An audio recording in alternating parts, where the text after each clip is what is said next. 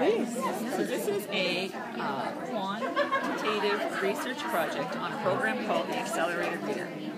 So the history of the Accelerated Reader is that it started, I believe in 2002, with the Bush the older, No Child Left Behind legislation. It's supposed to make you accountable, the kids accountable, it's supposed to provide data. So my school is a lower socioeconomic school, and they brought it in to try and give parents a target. So you couldn't say to parents, your kid needs to read for all the wonderful reasons. You had to say, your kid needs 2 points every week, and the parents could get into that and could support that more. So that was good at the beginning. As a grade 5-6 teacher for the last 6 years at my school, I found that the kids weren't terribly engaged, so I just kind of ignored it, which is bad. In grade 3-4, when I switched, I found out not only was it not engaging, but it was actually a hindrance to my kids, because they're coming into grade 3-4, and I'm saying, I've got this great novel I want you to read, and the kids and their parents are saying, no, you can't read a novel because I won't get my points. You need to read some picture books.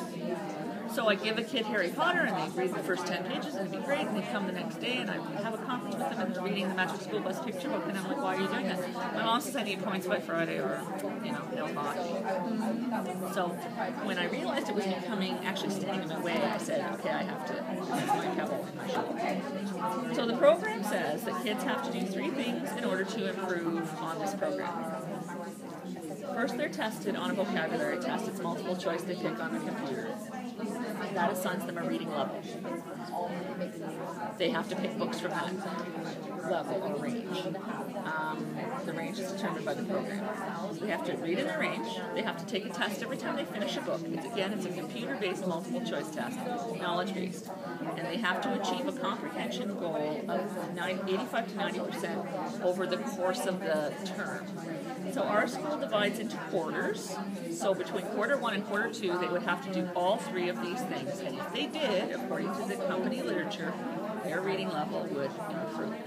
So I decided to find out if this was true. Straight quantitative analysis. So I have all my tables in here where I measured the difference between grade 1 and quarter 1 and quarter 2. And what I found out was that only 46% of my kids did all 3 of the things the program says they're supposed to. But 92% of my kids increased their reading level.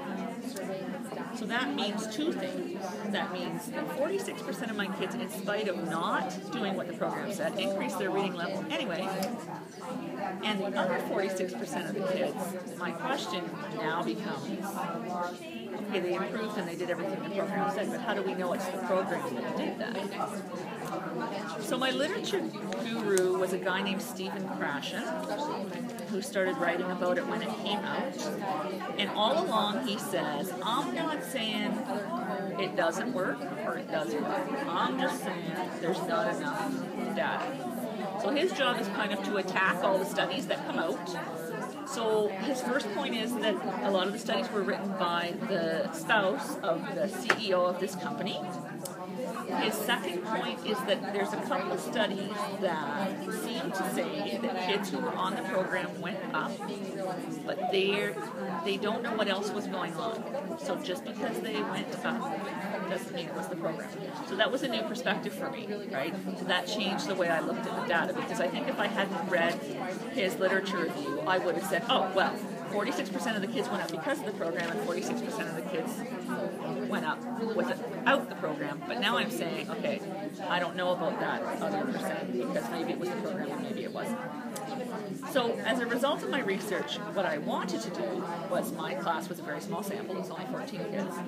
I wanted to say to my principal, let's do it with the whole school next year, and let's see what we're getting for our $1,800, and then let's maybe talk about getting rid of it. So what my principal decided to do instead was, she read my paper, she got the staff to say what they thought were the pros and cons of the program, and she has decided that we're not going to have it anymore after 12 years. So it was that part was pretty cool. And I guess the other part that was kind of cool about it is a lot of other people on my staff would say to me, well, the numbers don't lie, and the reading levels are correct, and everything is correct, and this is a scientific program, so it's okay.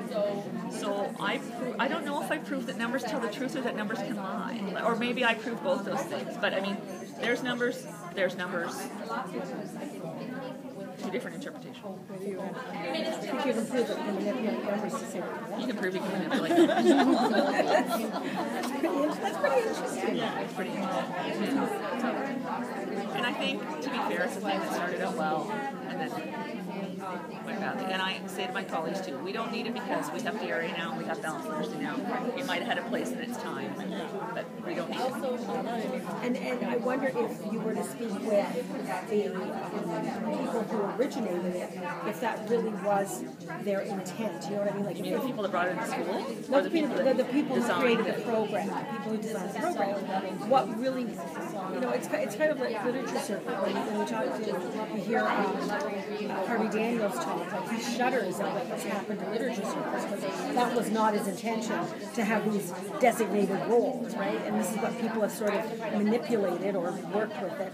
So you wonder if the people who originated the program, not the people who brought it to the schools, but the people who designed the program, if they had something else sort of at the core of it. I think from what I'm reading, it just really is a money thing. It is like Bush had said that no child will be left behind, so he said that schools have to measure, so let's design a measurement instrument that appears not to lie. But one of the big problems that I've discovered from the round robin that I have to put in here is the questions are multiple choice knowledge questions. They're not hierarchical thinking questions. No, they're not. But I think when this was probably in development, we were still at SRA, right? We were still at Basil's. We were still, that was okay then. But that's not okay now. That's not what we're looking for. And obviously my kids were asking some higher order questions or doing something because a whole bunch of them went up without doing everything the program said. That being said, a bunch of kids did parts of it. Like, don't get me wrong, 53% met their goal, 77% met the comp goal, 92% read within their range. But when you aggregated all of that, only 46% did it all. So, does it have a place? Maybe. But for $1,800? Is it the only thing we should be using? That's another thing too. Like do we want to get various samples? And is it in the way?